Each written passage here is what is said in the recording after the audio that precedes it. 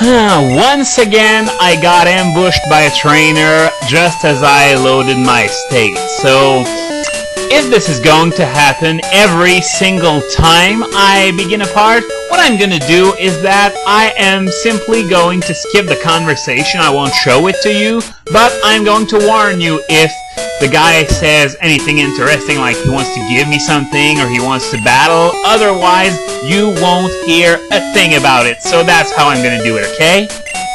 Now, in the last video I was talking about why I picked crystal over gold and silver. Well, I covered the advantages, but I failed to cover the slight inconveniences that come with crystal.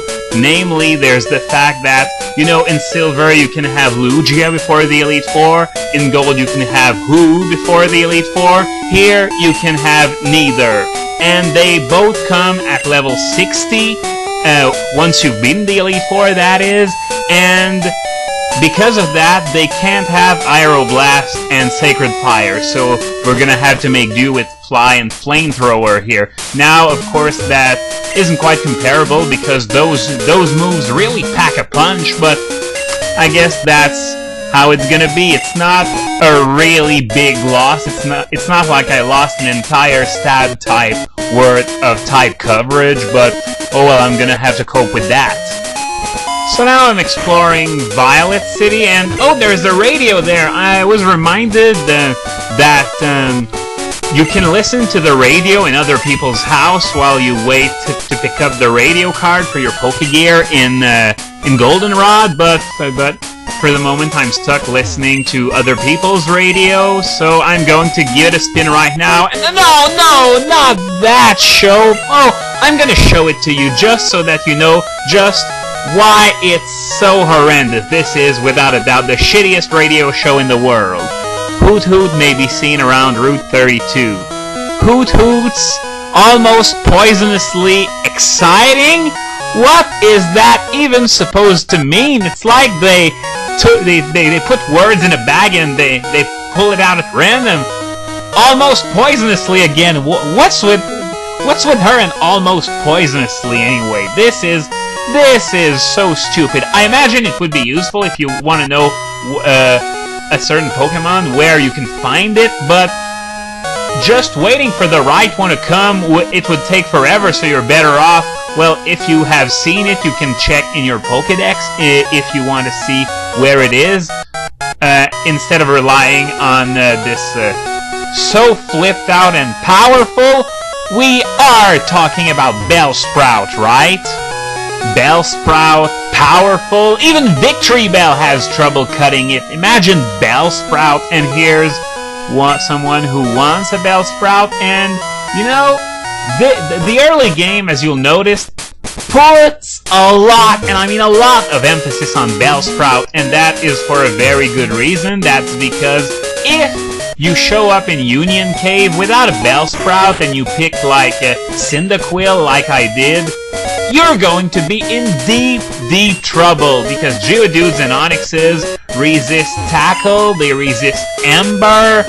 You could give your Cyndaquil Mud Slap that you obtained from Faulkner for that end, but I want to keep it for later. I want to give it to Raikou, since its move pool options aren't very wide. So I think I just barged into the mandatory school building.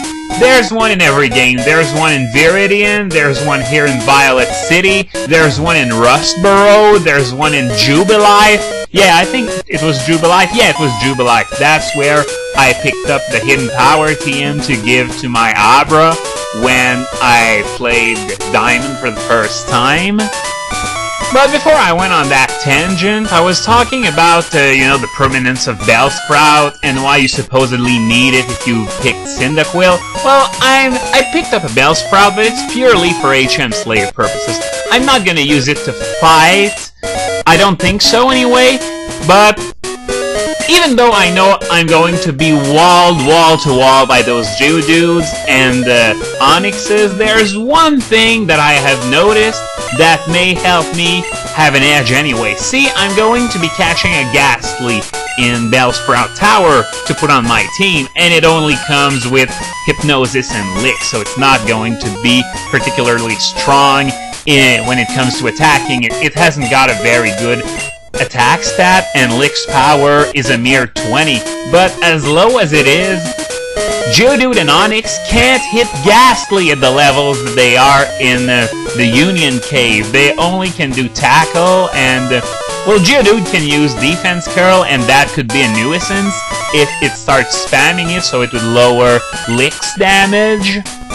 So now let's check what's written on the blackboard. In red, blue, and yellow it was the status effects, and I think that's the same thing here. But if you'll remember, I complained all throughout the video that the blackboard in red, blue, and yellow is filled with misinformation, that they haven't got their ship straight, so to speak, and I don't remember exactly what it was that was wrong with those, but you may want to check back. I think it was part 3 of my Pokemon Red LP. You will notice it instantly because I pointed out all the holes in their descriptions. So far, it looks pretty good.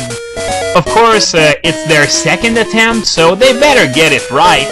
I mean, if the game designers don't even know how their own game works, then who will? And yes, I realize the spectacular irony, considering, well, sometimes the game designers, they try to give competitive battlers a bone, but sometimes they fail spectacularly, but most of the time it's a step in the right direction. Not a prodigious leap forward, but a step in the right direction, such as the influence the special physical split had on the game. It made less powerful Pokemon more powerful, and the more powerful even more powerful. So it didn't really change much, but at least it gave a lot of stuff a fighting chance. And I think there wasn't a single mistake on that blackboard, actually. Of course, they didn't say, for example, that you could thaw out automatically in this generation. That's new to this generation, by the way, because, as you'll remember, in red, blue, and yellow, it was permanent unless you used the item for it. But here, you thaw out after a certain period of time, which, on average, is even less than sleep. So freeze isn't very valuable anymore. And of course, you can thaw out by using your own Flame Wheel. But who uses Flame Wheel when, like, everyone's got Flamethrower and Fire Punch and stuff? Well, I know Raticate's got the Flame Wheel to make it into a Flaming Rat of Doom! But other than that, no, even Raticate doesn't use Flame Wheel, so really, who does? So it's about meaningless. If you're frozen, you're gonna have to wait. Now we get a little exposition about Faulkner, and a bit of trivia. Faulkner is the only gym leader in history with a team that's in the single digits. He's the worst gym leader ever, technically. Okay, I'm gonna lie and say yes, very indeed nice. He believed me rather quickly. Now I'm gonna say no and see what happens, and quite frankly, I'm not terribly fond of that broken English thing. Heath in Ranger 2 had it, and it was sort of annoying, especially since, well, no, I'm not gonna spoil it for you. That broken English thing is rather important for foreshadowing a plot point later on in the game, but no, I'm not gonna spoil it. You play the game if you haven't done yet. It's not a masterpiece, but it's still worth buying, if only for one playthrough. It's pretty good. Anyway, this guy with the broken English is the teacher of this school, and he's gonna blab my ears off about the basics that we... A winner is you? You mean that's where it came from? A winner is you? It came from an obscure NPC in Pokemon Gold, Silver, Crystal? Wow.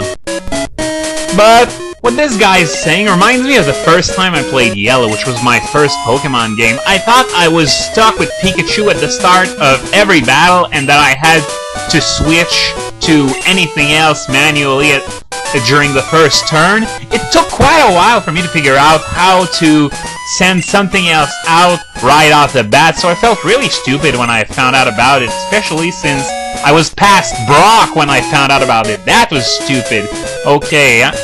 Oh man, just stop. Please stop.